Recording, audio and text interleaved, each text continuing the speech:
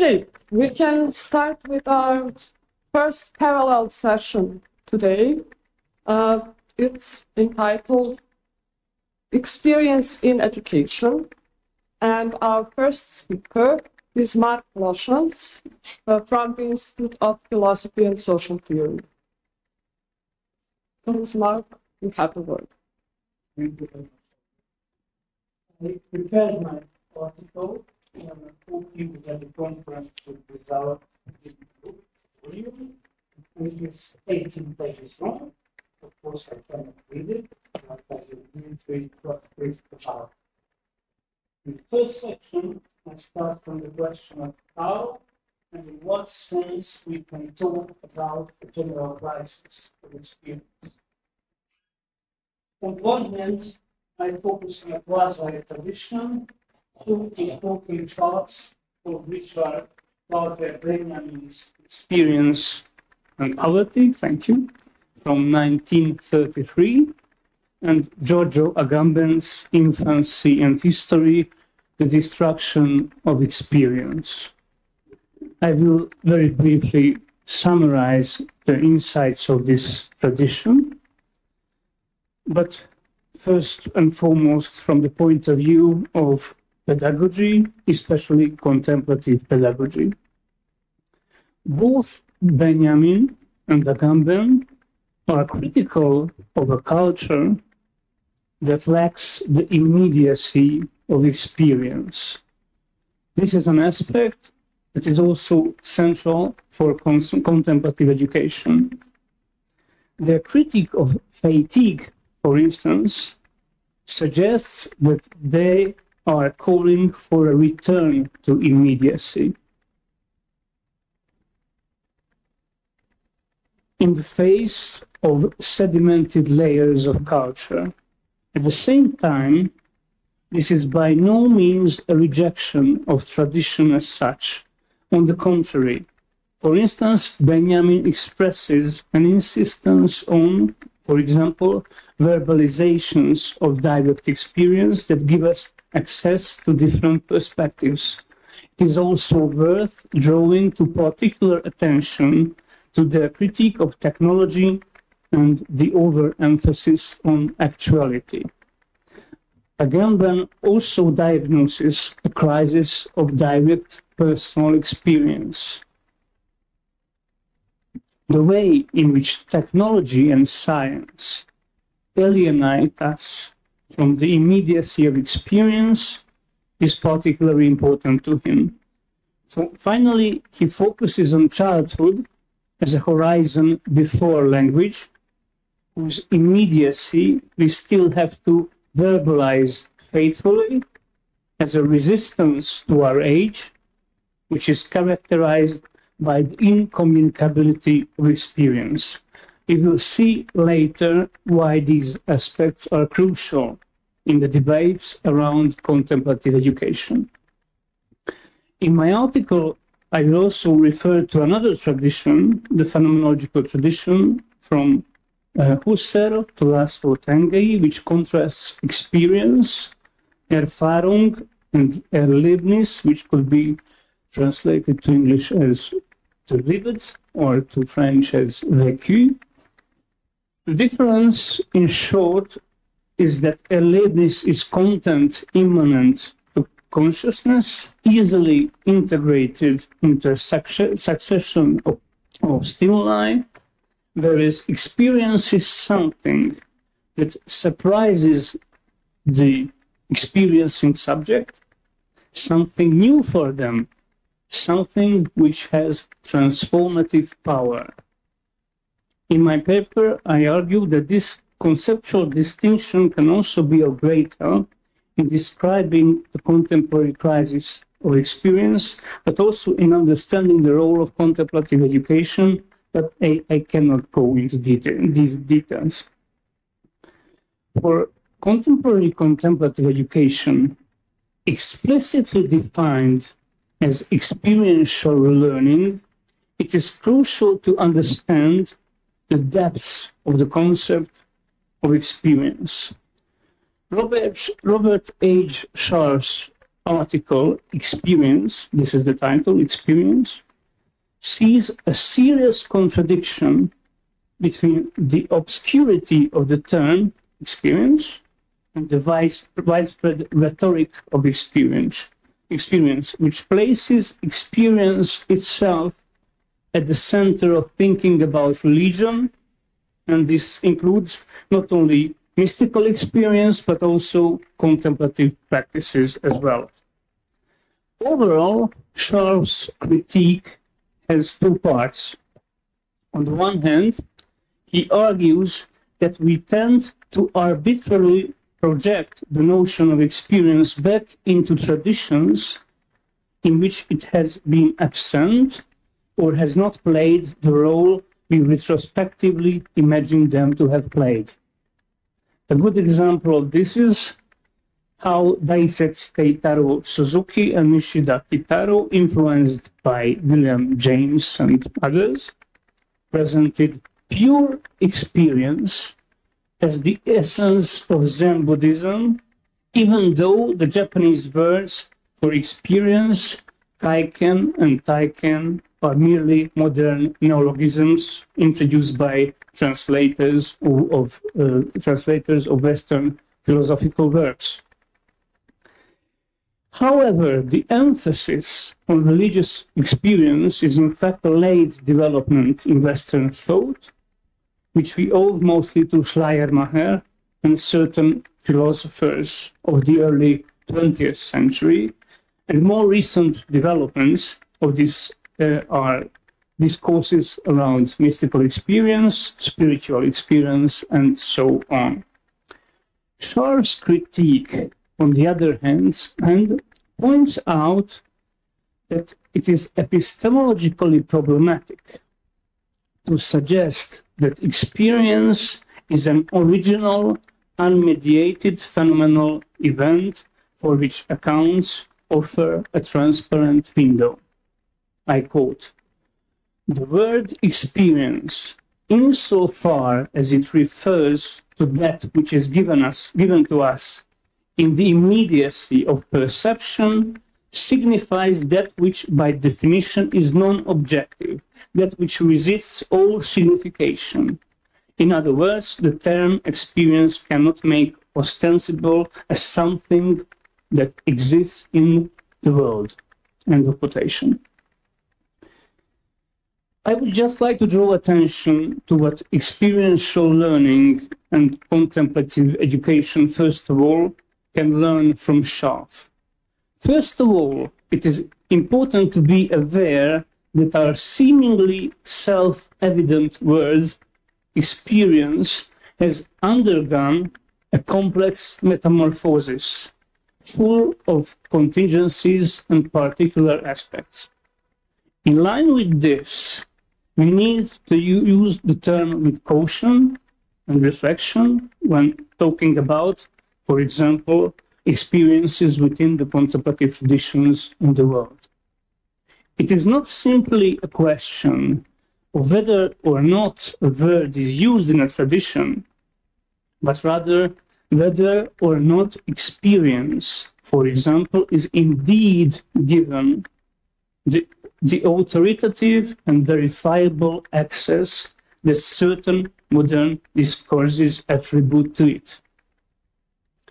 On the other hand, we must be aware that if experience is simply seen as a direct, mediated, privileged mode of access, there is a risk that experience will be unable to be integrated socio-culturally, to enter the space of meanings, language, and the shared life world.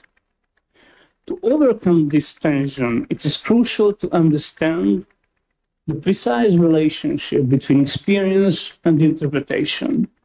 Perhaps, needless to say, this is one of the biggest challenges for contemplative education, since teaching cannot exist without communication, obviously. Let us now focus on contemplative education itself. The expression contemplative derives from the Latin contemplare, to gaze attentively or observe referring to an attitude or way of life that is essentially different from action. As Harold Roth puts it, it includes the focusing of attention in a sustained fashion, leading to deepened states of concentration, tranquility, insight, and contextualizing orientations. End of quotation.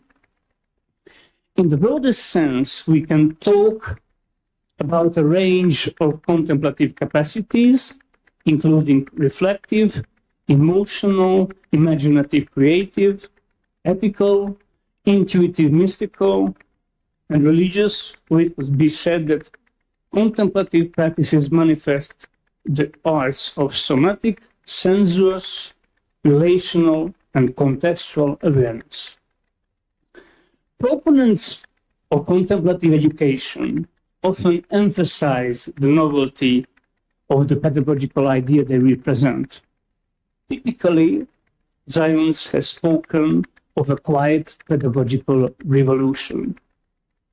Contemplative education is not usually seen as the addition, as an add-on of specific practices to the existing pedagogy, but as a holistic approach to learning, which entails the engagement of the whole personality, including first-person experience, contemplative self-knowledge, and the transformation of the experience of the life world, and so on. Contemplative education focuses on experience in an eminent way, as the emphasis is no longer just on what students experience and think, but on how they experience and think. This aspect can be described as metacognition, or meta-awareness, or even as meta-experience. As Rick Repetti puts it in his article on the contemplative philosophy of education, I quote, all of these techniques involve reframing the parameters of conscious experience in some way that fosters brainstorming, going metacognitive, by reflecting on the mental process involved while engaged in the activity and expanding one's reference. He also adds that activities that loop reflectively back on themselves, such as thinking about thoughts or wanting to have other ones, are essential to the sort of self-regulation that supports ideal learning. Contemplative practices are metacognitive attention training exercises. End of quotation. According to contemporary philosophies of consciousness, there are many possible ways of understanding consciousness. On the one hand, according to one theory, the pre-reflective and intrinsic self-consciousness of consciousness is always already given. It is consciousness of an intentional object, at least implicitly includes an awareness of the fact of the act of consciousness. This theory is also known as the theory of the self-luminosity of consciousness. In contrast, another theory suggests that there is a significant difference between conscious and unconscious mental states, and that self-consciousness implies a kind of higher order perception or higher order representation, or more broadly, a kind of higher order monitoring. Of course, it is not the task of this lecture to take a position on these debates. However, these debates may serve as an opportunity for us to acknowledge, in the context of an integral theory, so to say, that contemplative education, in a sense, deals or should deal with both levels of consciousness. On the one hand, It aims to help students to leave the direct layer of their experience from which they are alienated for psychological, sociocultural, or other reasons.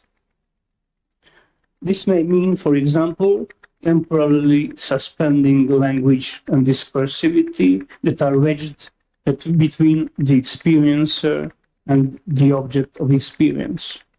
On the other hand, contemplative education can also stimulate higher order monitoring, as in the case of reflective reading, for example, where unconscious content becomes conscious of, or form of experience becomes conscious by increasing awareness, that is, cultivating the ability to perceive what would otherwise remain hidden. It's very interesting from this point of view how the word meditation, for example, has undergone essential semantic changes. In antiquity and the Middle Ages, meditatio meant reflection on something or thinking something through, using language and thought. Today, however, meditation very often means the exact opposite, an effort to eliminate words and concepts. In my opinion, overemphasis on one aspect or the other is also very problematic. One danger is that of which, as we saw in the first section, Benjamin said that it is a culture that is divorced from experience. The other danger is that despite the rhetoric of mindfulness, we actually become advocates of mindlessness, excluding the possibility of self-understanding, critical introspection, and so on. Contemplative education, in my opinion, has to oscillate between these two variants of experience, between immediacy and higher order meditation. This, in my interpretation, is what follows from the Agambenian theory of the rehabilitation of experience analyzed in the first section. The reclaiming of the immediacy of experience, and then through the Aufhebung of immediacy, the cautious attempt to verbalize and conceptualize the very same immediacy to make conscious what was previously mechanical, automatic, and so on. And this is, in fact, consistent with the historical complexity of the meaning of contemplation. Contemplatio and vita contemplativa, or in the opus of Aristotle, bios theoreticus, could also have both meanings. Conceptual, linguistically expressible reflection, or the letting go of forms and names. The essence of contemplation is that it does not belong to the sphere of directly instrumentalizable action, and the specific attention that characterizes it can be as much conceptual as non-conceptual. The ancient Greek original of contemplatio, theoria, referred to vision, a sense that relates to an object without changing it or intervening, as opposed to touch and taste, for example. So, if contemplation can be conceptual, it is not worth claiming that contemplative education is complementary to the dominant perspective of analytical reasoning and verbal expressions, the head. Rather, it can transform analytic reasoning itself, that is also developing our analytical and critical potential.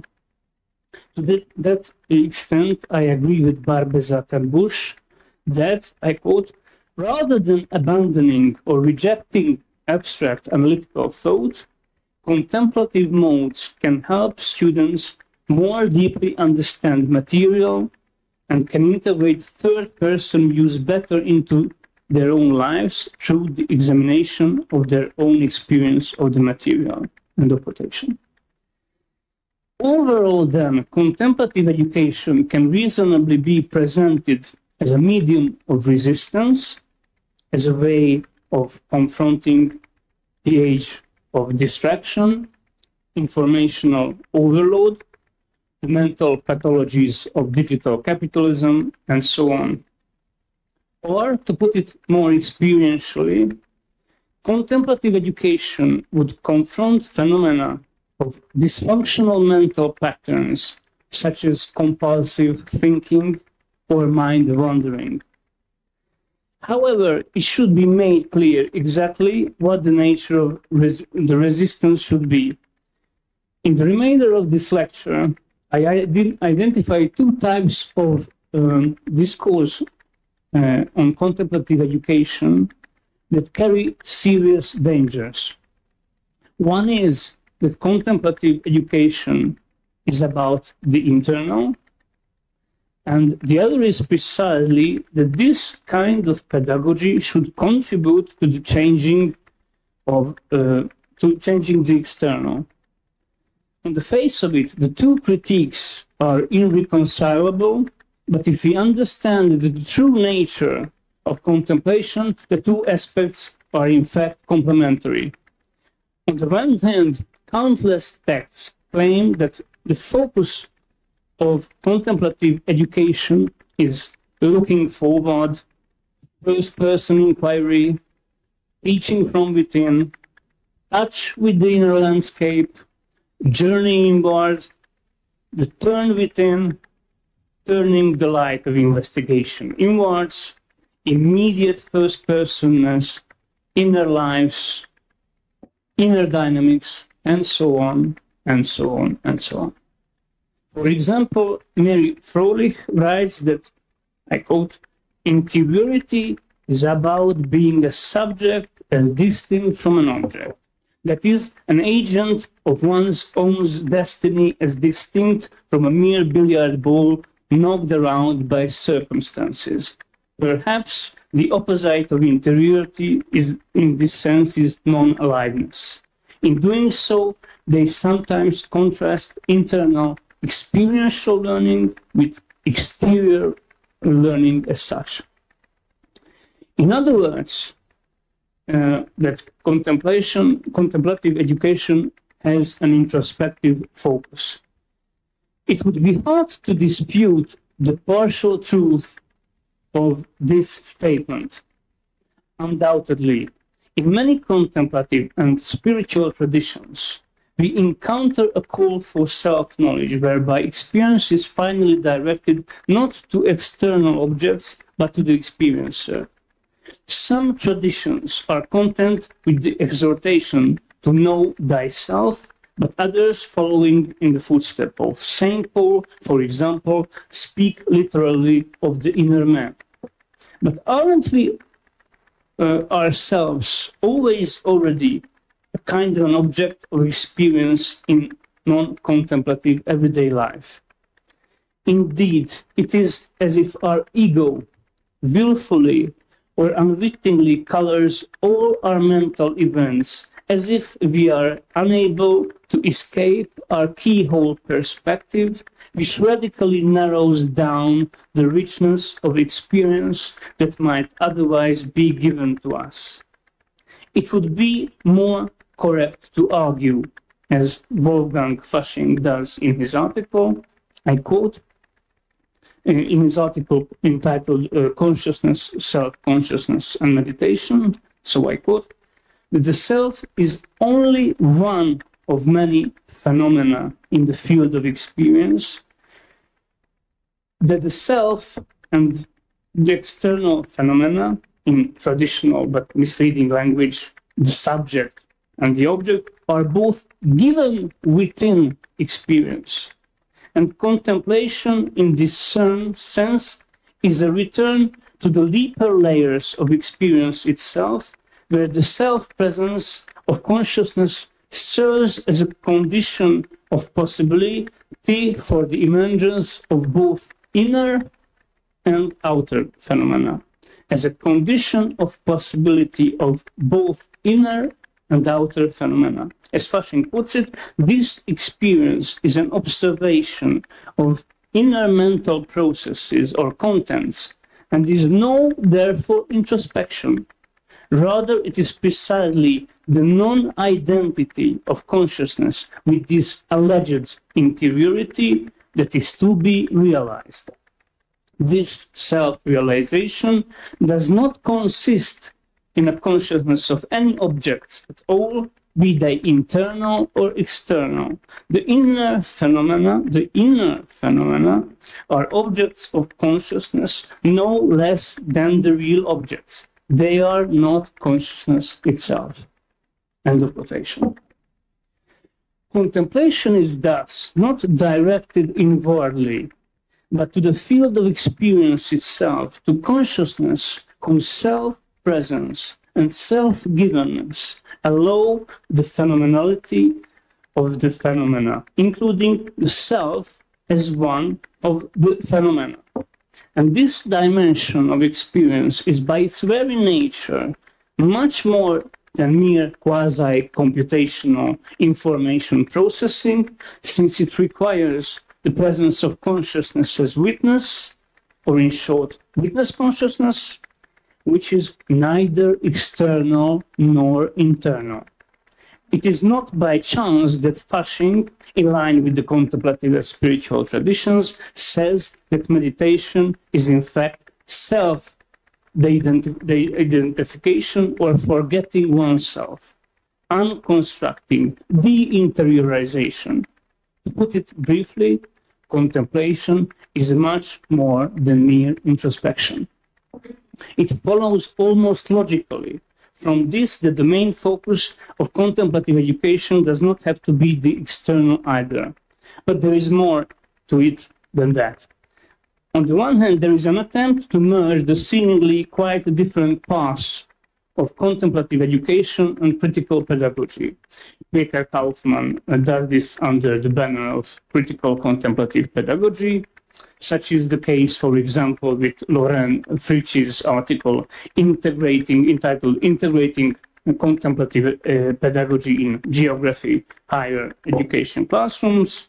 Worth mentioning is the attempt at a critical spiritual pedagogy that's rooted in allegedly in three central concepts: spirituality, humanity, and power.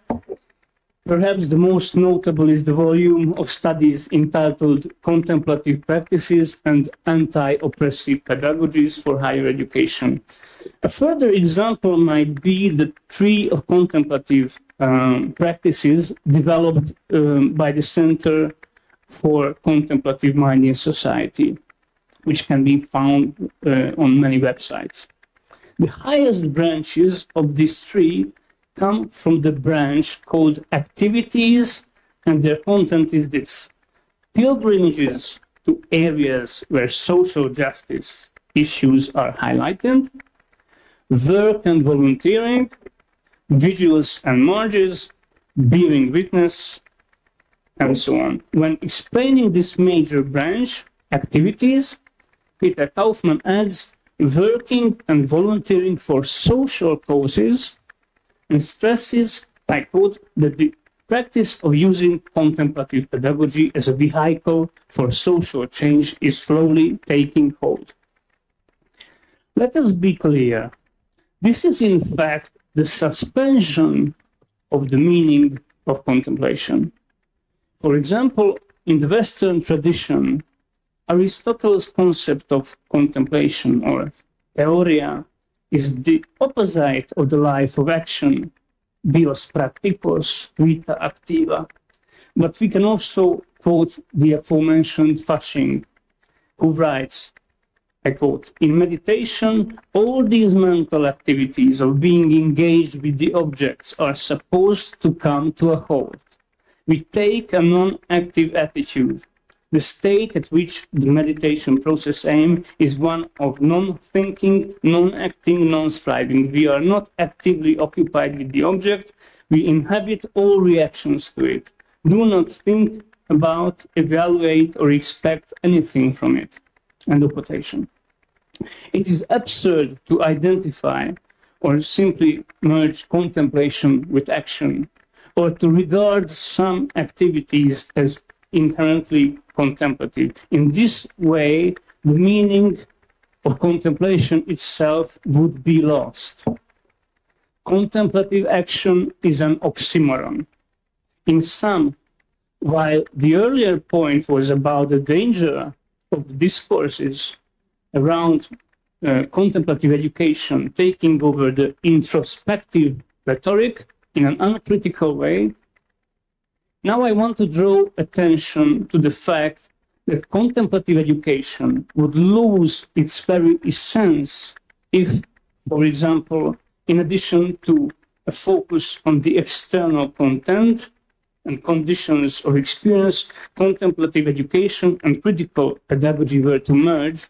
That is, it would lead to an absurd confusion of contemplation and action. In other words, I think it would be good if these spheres could retain their relative autonomy. Almost needless to say, contemplative education contributes to the development of interpersonal skills, altruistic behavior, and empathy, for example. And these can be an organic part of it, but contemplation should not become a mere tool for successful social action and emancipatory historical change. Although holistic one is one of the most popular buzzwords today, it is worth asking whether it is not more appropriate to focus on what the appropriate competencies are in the context of an adequate division of labor. So contemplative education does what it can. It focuses on contemplation and not on action. Thank you very much.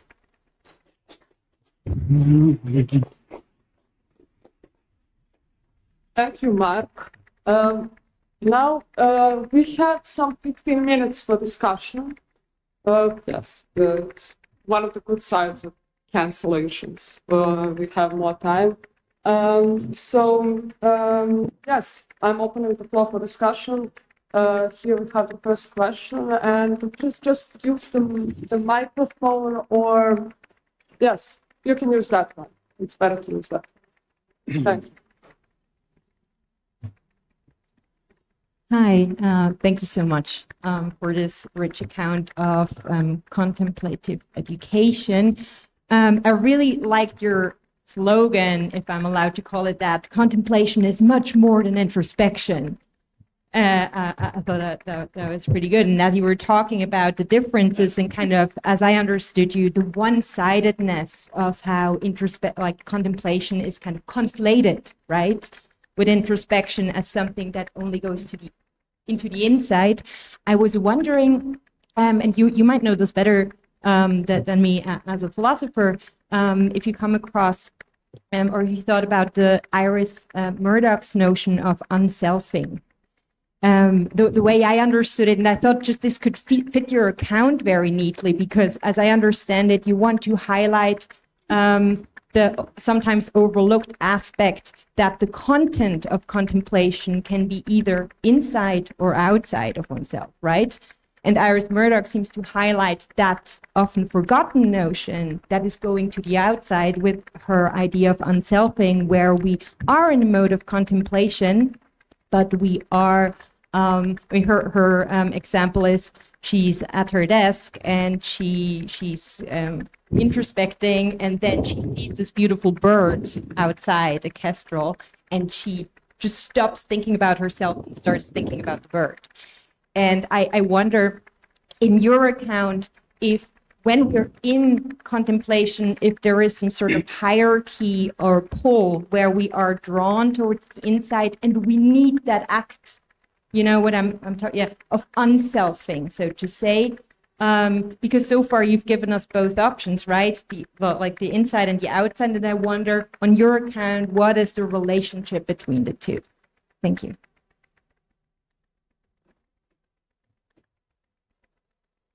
Should I answer or should we wait for further questions? Okay. Yes, you should answer now. But please raise hand if you have questions. Okay, have questions.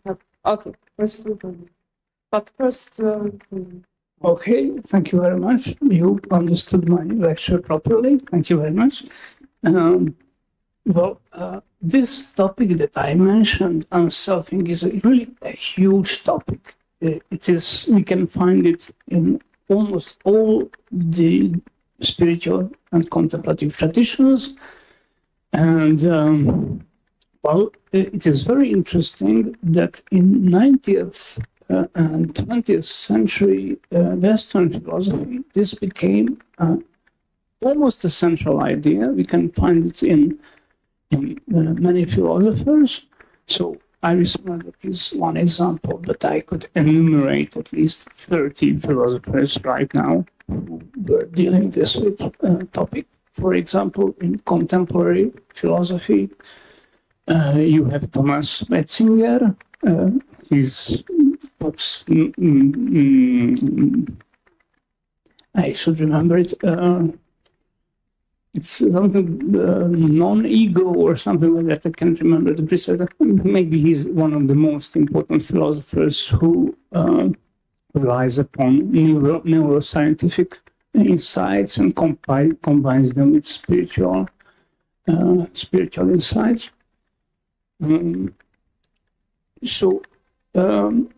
I think that we should be very cautious when it comes to questions like this. So I didn't want to suggest that contemplation always unnecessarily has to be a kind of radical self-emptying, a kind of a suspension of all inner and external contents, not at all. And of course, beginners could certainly not do that. Maybe advanced meditators and so on, but not beginners, certainly. So it would be an absurd expectations.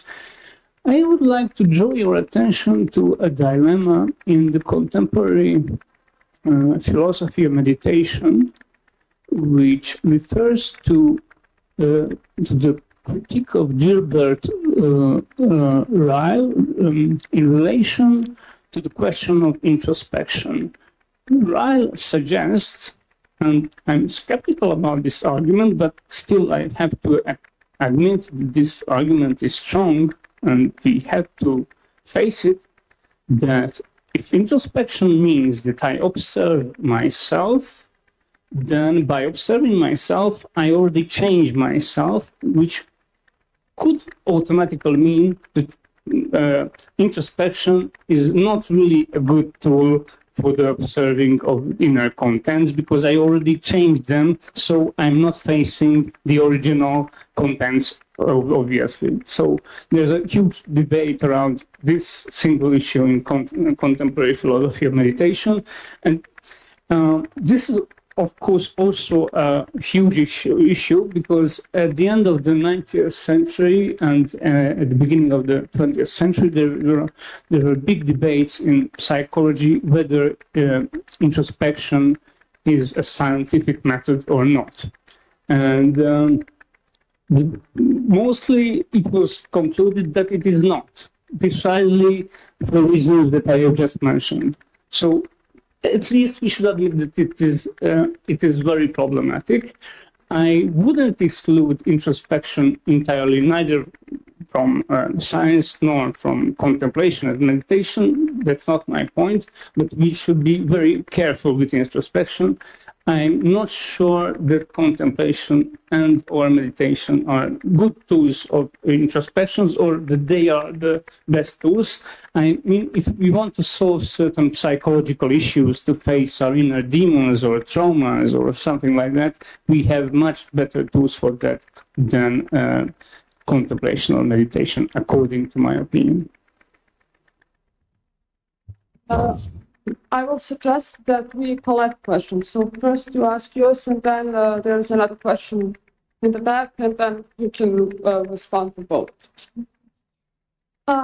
So I wanted to talk about this ideal of unmediated experience, which resists symbolization. It seems like contemplation, at least today, is seeking that kind of state. But I'm particularly concerned that it might lead us to this emptying of contents, internal or external, leading to a mindless state where there's nothing really to contemplate about, you know? And I think, obviously, cognition, language, and concepts, they give us some kind of blueprint, but it always misses the mark. It always fails to capture what is truly there in experience. But that's the only tool we have, and that's the way to kind of not empty ourselves of content per se. So what do you think about that? Do you think it's ideal to seek this empty state? Yeah.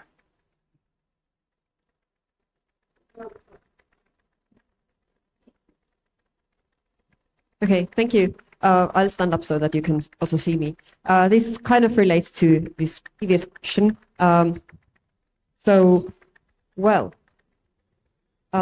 First of all, the question relates to the relation of experience and interpretation. So as coming from also phenomenology and having read a lot of Husserl and other classics from there, I would say that isn't all experience interpretation, in the sense that if we follow the phenomenological concept of experience, then all experience is intentional, which means that everything always appears already as something. There is nothing that would appear as nothing. So there is no such thing as kind of experience of just experience. It's always an experience of something, whether or not we interpret it correctly and so on. And from here, if then contemplative education turns the students' attention to how they experience things or how they think of things, which I interpret as also asking how they know things, how they perceive something as knowledge or truth or untruth, subjective, objective content, and so on, then what in your view is the relation between contemplative education and education for critical thinking, as both obviously involve self-reflection as a crucial core? And I think that self-reflection is also including questions of how I think of something or how I know something is what I interpret it to be. Thanks.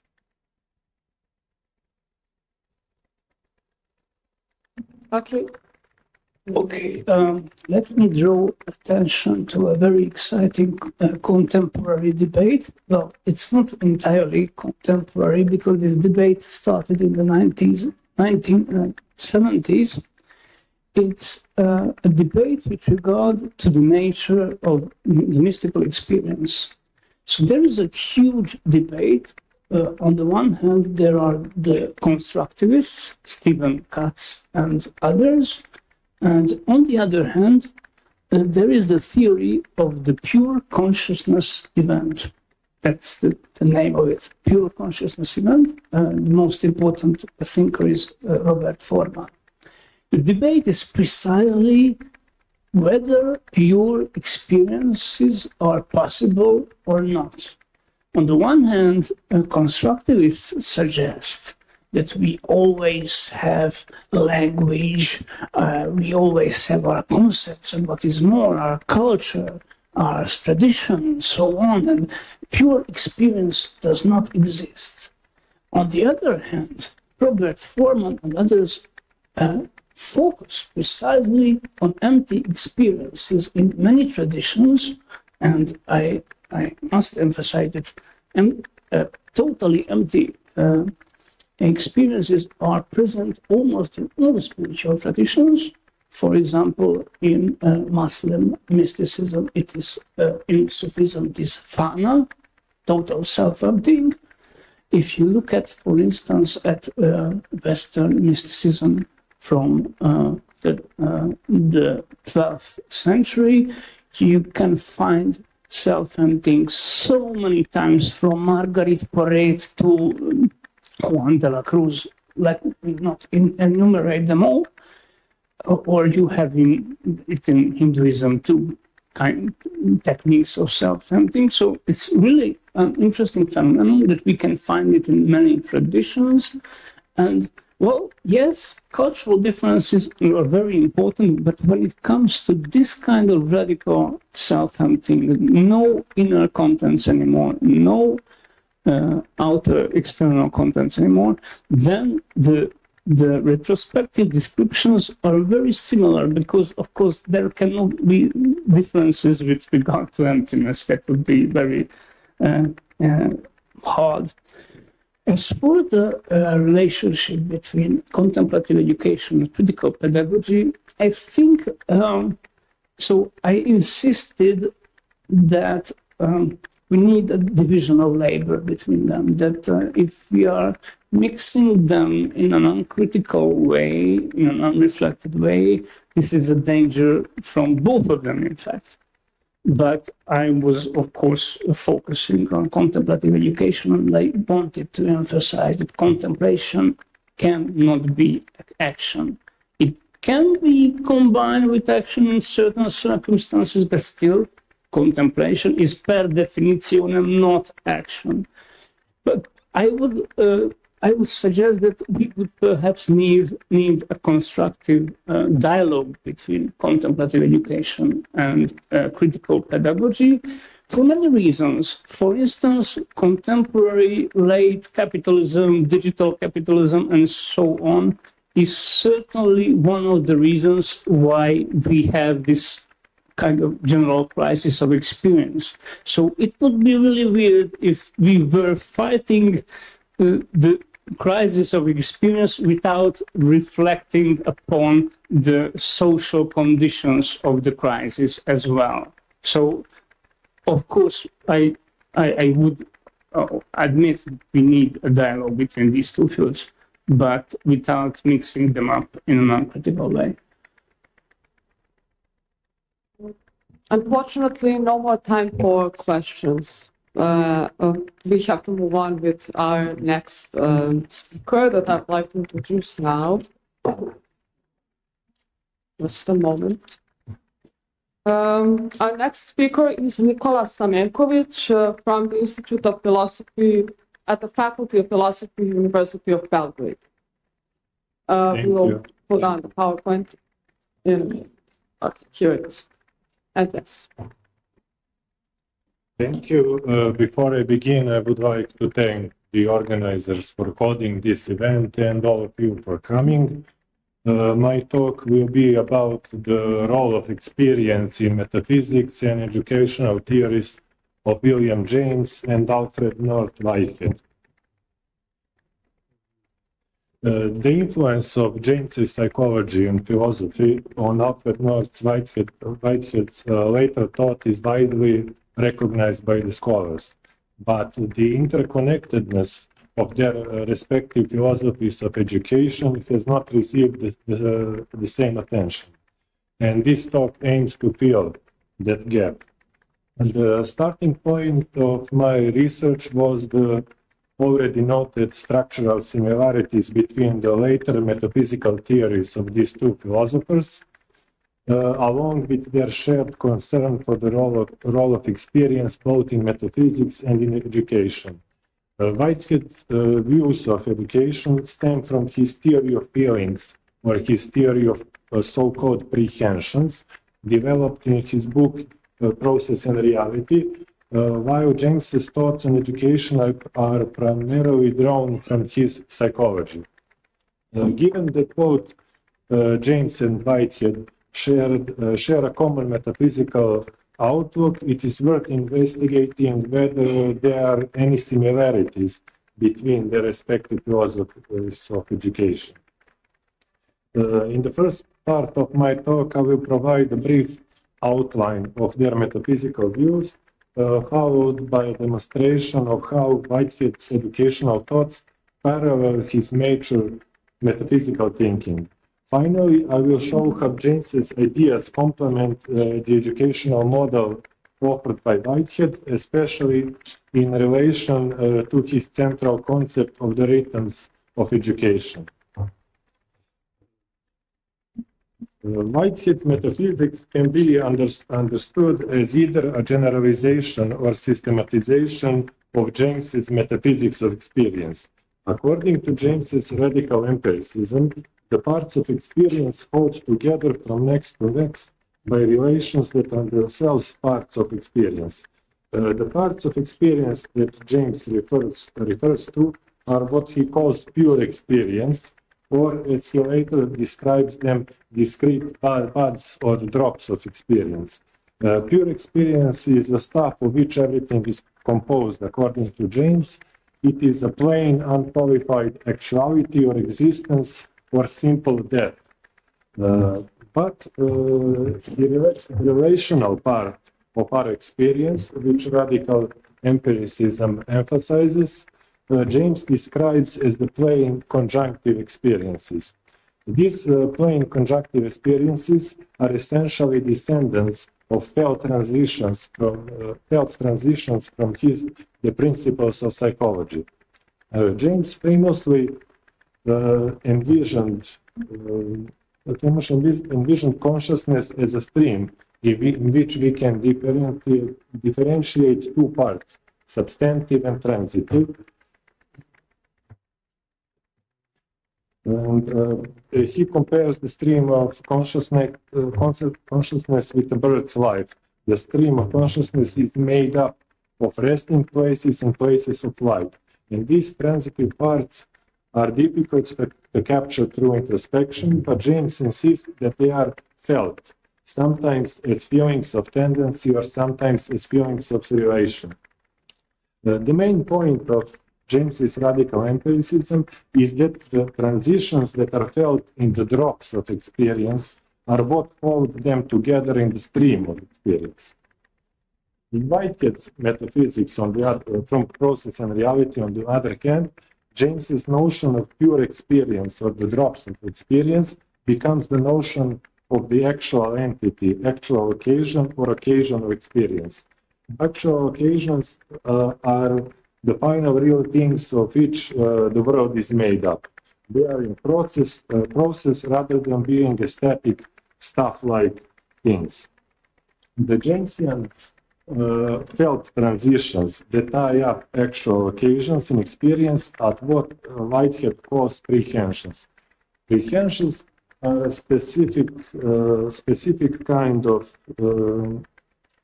transitions from an antecedent or past occasions of experience to the present one. Each actual occasion prehends or appropriates, assimilates or take in what comes before and around it. Each, as Whitehead says, each process of appropriation of a particular element is termed prehension. In other words, each actual entity integrates through positive prehensions or rejects through negative prehensions data from its environment and its past, and is thus in a process of becoming. Whitehead's theory of prehensions is primarily a theory of feelings, where feelings are not understood in a usual sense as emotional states, but rather as ways in which actual entities prehend or take in aspects of the world around them. In other words, prehensions are ways an actual occasion feels the world.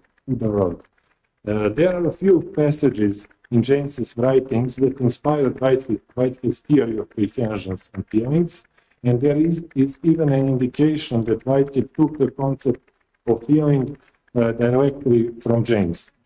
And these ideas form the metaphysical roots of both James's and Whitehead's theory of education.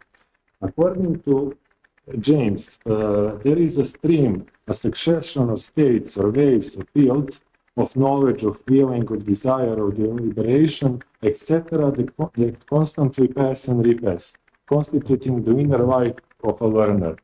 Experience flow through the learner's mind are unrelated or transition from one to another, while the learner can feel these transitions.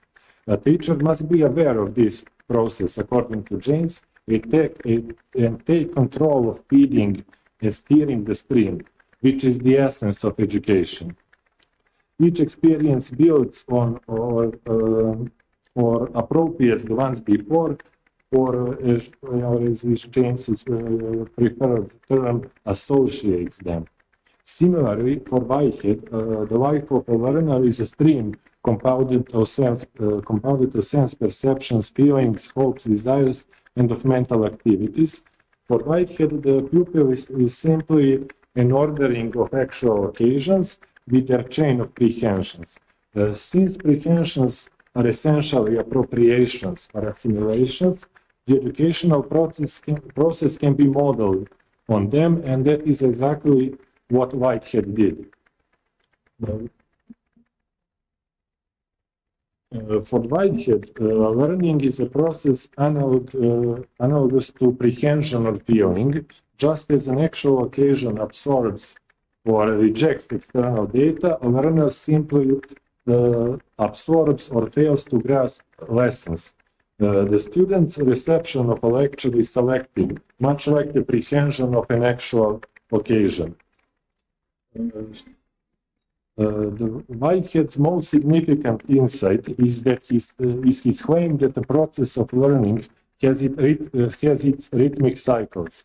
These cycles correspond to the natural periodicity of life and the cyclical stage of learner's mental development. According to Whitehead, life is essentially periodic, with its alterations of work and play, of activity and of sleep. Additionally, there are subtle periods of mental growth with their cyclic recurrences, yet always different in its path from cycle to cycle. Following these cycles, there are three important rhythms or cycles of education, which are marked by the shifts in dominance between freedom and discipline. Whitehead calls them romance, precision, and generalization.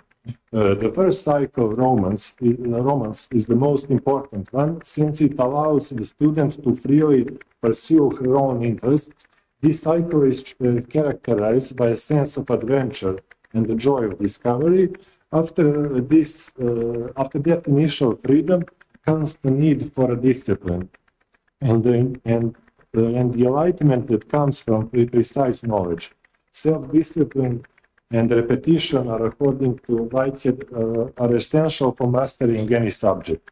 Here, Whitehead cautions teachers to rush, not to rush, but to rush in imparting their knowledge to students, as too much discipline would stifle freedom and romance. In the cycle of generalization, a student can move beyond the details, since through precision she has acquired the knowledge of general principles. In this cycle, she can freely and creatively apply those principles to experience and thereby learn the practical implications of her theoretical knowledge. Whitehead sees generalization as the primary goal of university education, but insists that generalization ultimately leads back to romance, beginning the cycle anew. These rhythms of education are structurally similar to Whitehead's theory of prehensions. While his theory is very subtle and complex, a general outline of the similarities will here suffice. The cycle of romance roughly corresponds to the initial feeling of its environment by an actual occasion. Precision marks the stage in which an actual occasion, through negation, selectivity, and eventually judgment, integrates and eliminates data. Finally, the cycle of generalization corresponds to the phase in which awareness of object in its environment or subject matter is raised to consciousness.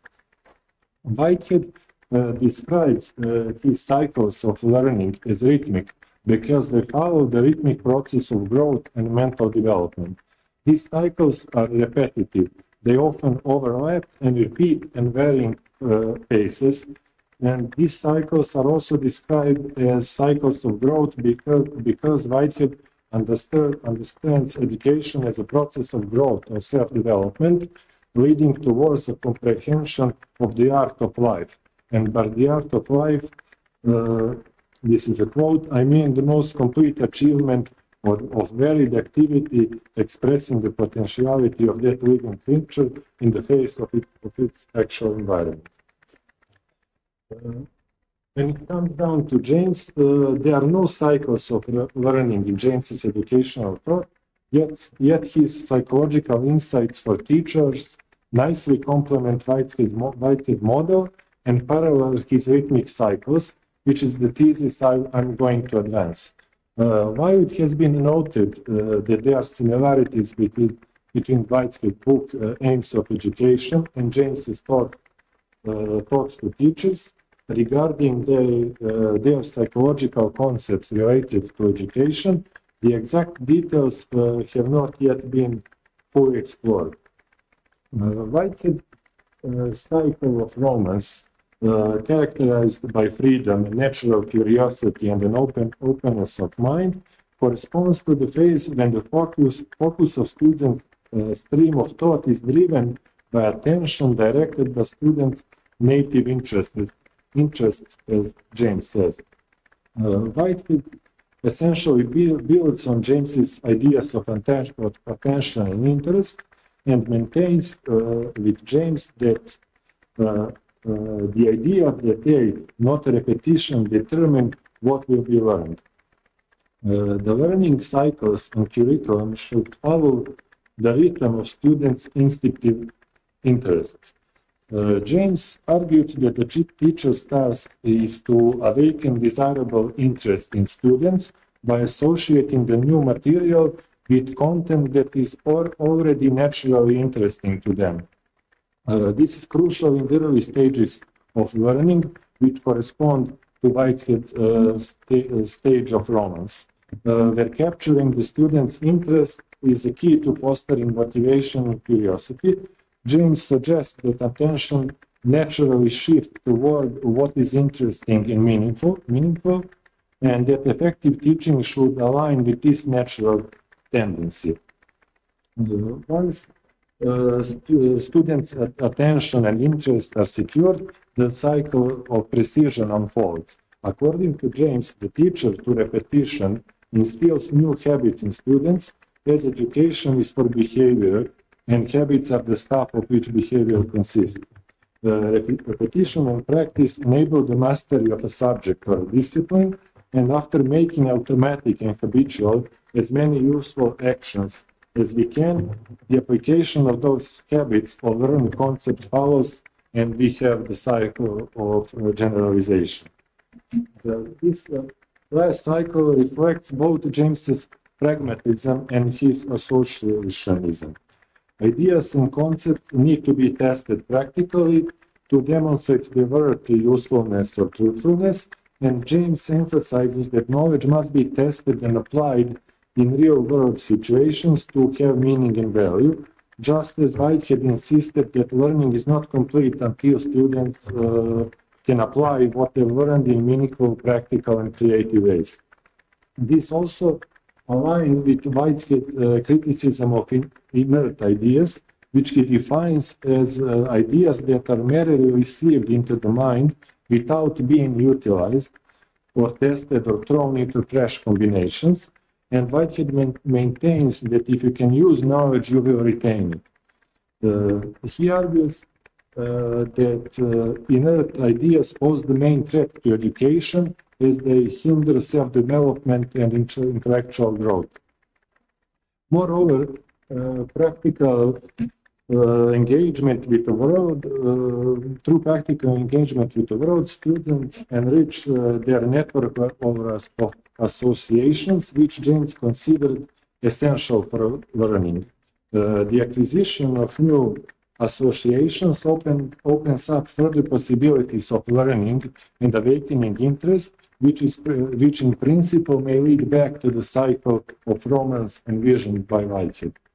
And to conclude, at the beginning of this talk, I aim to uncover the metaphysical foundations of James's and Whitehead's concept of experiential learning, essentially, The shared metaphysics of experience connects James's notions of pure experience and felt transitions with Whitehead's notions of actual occasion, apprehension, or feeling. And I then demonstrated how, for Whitehead, learning is a process analog to apprehension and feeling, showing how his rhythms of education reflect the structure of the theory of apprehension. Finally, my thesis was that some of James's psychological ideas complement and parallel Whitehead's rhythms of learning or education, because Whitehead's educational model has been further developed and applied in some private schools in the United States, and when supplemented with James's ideas, it may offer a way to actualize James's educational theories once again. Thank you very much for your attention. Thank you. And we have 15 minutes for discussion, so please. Let's start. It seems to me like these stages are pretty linear, like it goes from one to the other. Do you think it's possible that perhaps they could overlap, or there's an iterative kind of phenomena? Yes, Whitehead actually says that they oftentimes overlap. There are cycles within cycles within cycles. But what is important is when one of the cycles is absent, Whitehead thinks that it is disastrous for education. But he insisted that this cycle of generalization is the most, along with romance, is the most important one. And he, in his teaching, oftentimes would overgeneralize or generalize too quickly. So his lectures were naturally very hard to follow. Just to follow up, so the aspect of generalization that kind of limits it is also important, because it's possible to overgeneralize, like you mentioned. And I was wondering whether the repetition is what kind of keeps it together. You're keeping it fixated in one place and not. Yes, repetition is essential for this cycle of precision, because you need to practice to be able to master a certain subject. But Whitehead insists that this cycle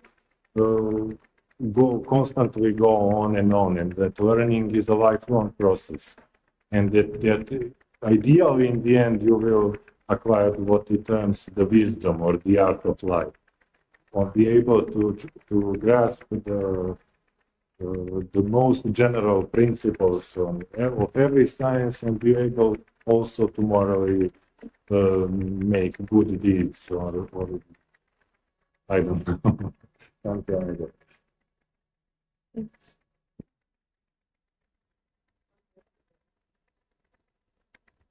Thank you. I'll again stand up. Yeah.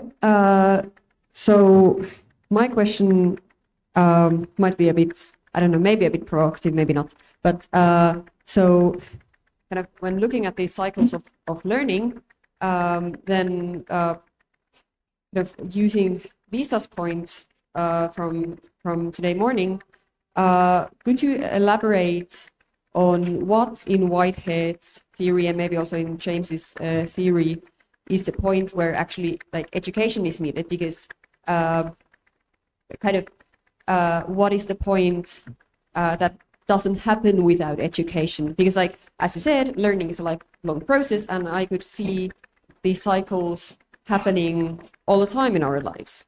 I could also try to learn a language on my own without any education actually happening, for instance. I didn't understood. I can't understand you correctly. You want me to repeat the question? Yes. Yes. Okay. So, the point where I'm coming from is the sentence that education is needed for the things that would not happen without education. So we, in our everyday lives, we learn a lot of stuff outside education without any education. So where in Whitehead's theory comes in the education itself, not just learning. So kind of, if I'm thinking of the schools that you mentioned in the US, kind of how are they using Whitehead's theory kind of to organize education?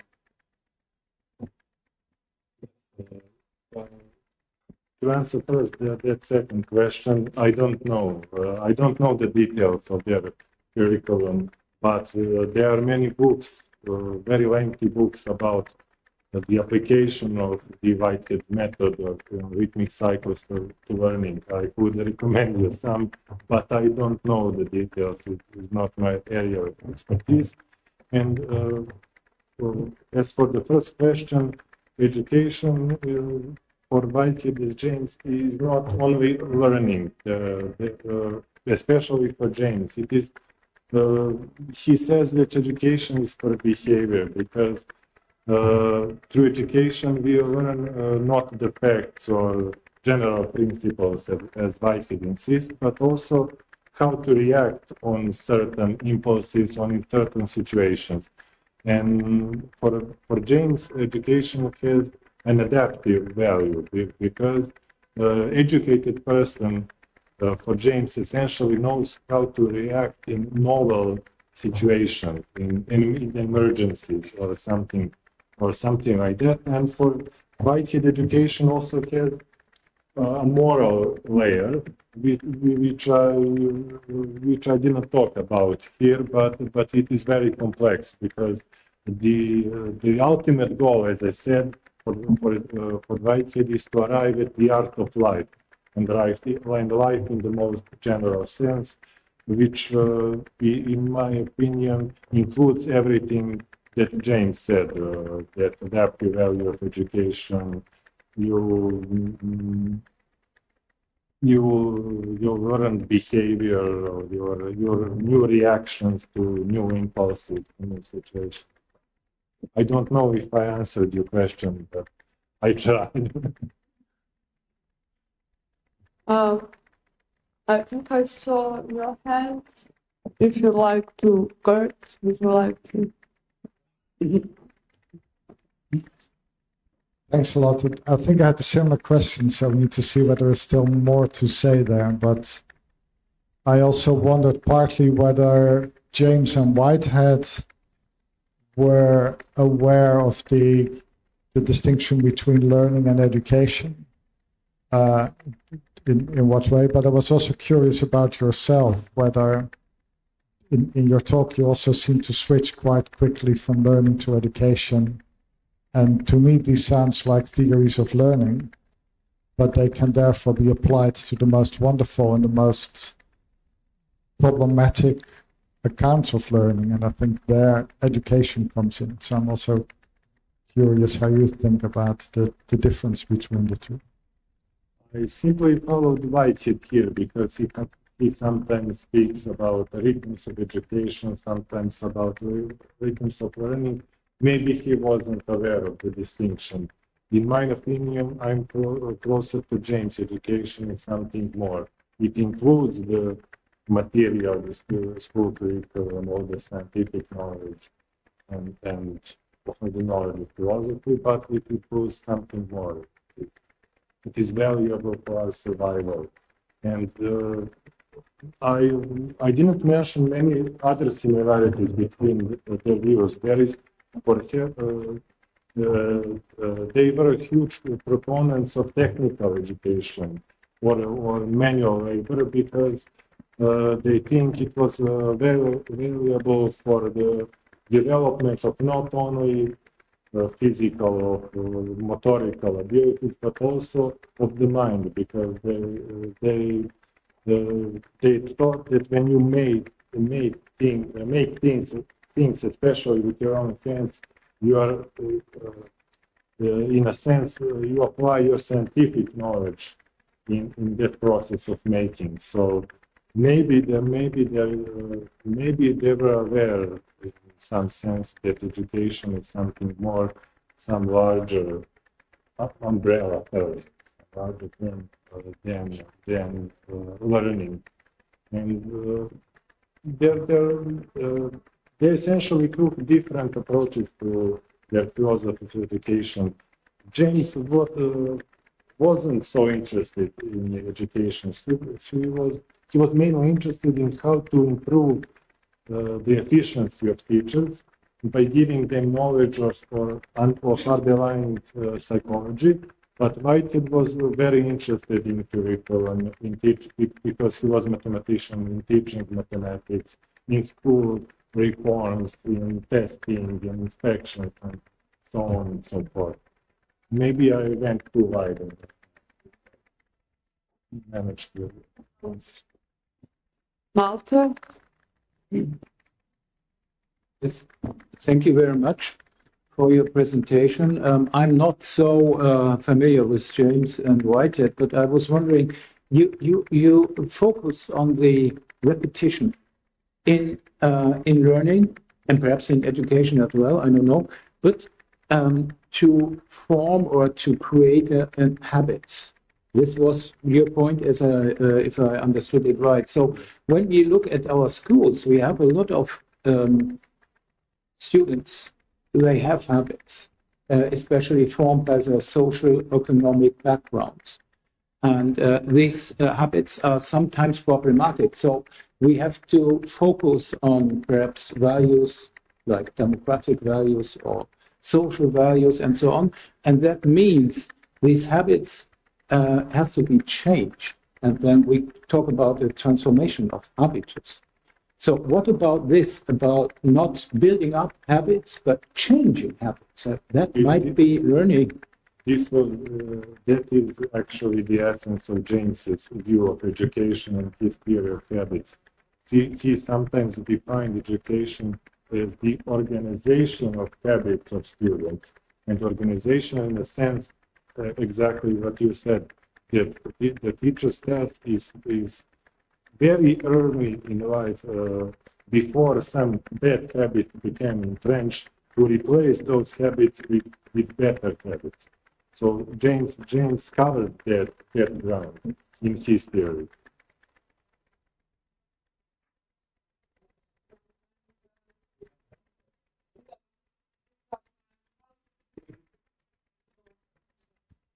Hey, thank you. So I'm more concerned about the romance phase. I mean, the whole thing about the streaming of thought, super interesting. The whole philosophy of motion, right, in Whitehead. But I'm intrigued by the idea of the romance phase, where you said that the interests, the individual or personal interest, drive this flow of thinking. And I was remembering an exercise we did this semester at my university. We asked students to go out, walk, and just find some parameters, doesn't matter, and then walk freely. So they could just go wherever they wanted. And they come back, and we asked them to trace the path they did. And pretty much everyone did the same road, the same path. So we were thinking that, I mean, when we are freely walking or doing or thinking, maybe we cannot perceive many forces that are shaping or conducting our thinking or movement. So I'm thinking about the dangers of driving knowledge freely. I don't know if you agree with the danger of when we are, I don't know, freely streaming, if we are not conducted by these invisible forces, and if learning being conducted by this free streaming cannot be, I don't know, dangerous for the learning environments. I'm protected by this force. I agree with you, but there is a difference here between James and Whitehead. James claimed that interested are oftentimes they're not interested in stupid things, in shiny things, in loud things, and something like that, more than on your lecture. So he insisted that the teacher should use all his ingenuity to somehow reflect, redirect their attention to the desirable interest. and that he acknowledges that it is usually very hard thing to do. But Whitehead, on the other hand, was more liberal in his views. He insisted that the whole process of growth of the universe, some other things, is one big adventure. This is the term he uses, and his view was that education is the adventure. So he would probably, in that first stage of romance, would allow such things, such bad interest to develop, because I believe he believed that students can learn something even from their mistakes. So that is the difference in my opinion. We have time for one quick question.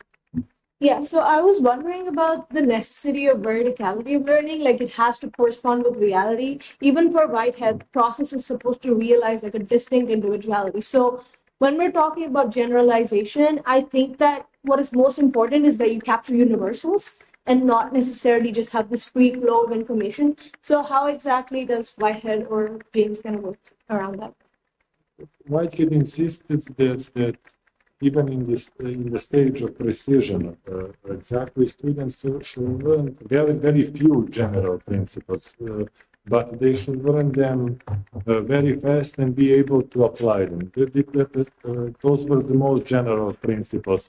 And as I mentioned before, even in his actual teaching, for example, when he taught courses on geometry and mathematical physics, students would often complain or drop out because in the first lecture he would start from those general principles and would soon begin with their application, and it was very hard to follow. But his students also said that those who would stay to the end, they will grasp much deeper those principles than those who would drop out. But his students were usually very bad at when doing uniform tests, something like state exams or something like that, because the essence of his teaching wasn't to be able to pass the test, but to grasp the essence of reality, in a sense. But reality, I won't go. The reality for him is something very different and very obscure. Thank you all very much, our speakers, and to all of you who participated in the discussion. Now, before we go to a well-deserved lunch break on the fourth floor, I just wanted to let you know that we have these QR codes with online program that you can scan for each day, because there are some changes we made for the second day. So the second half of the second day will start a bit earlier. So keep that in mind, and these codes are there for that. So yes, we can finish this panel.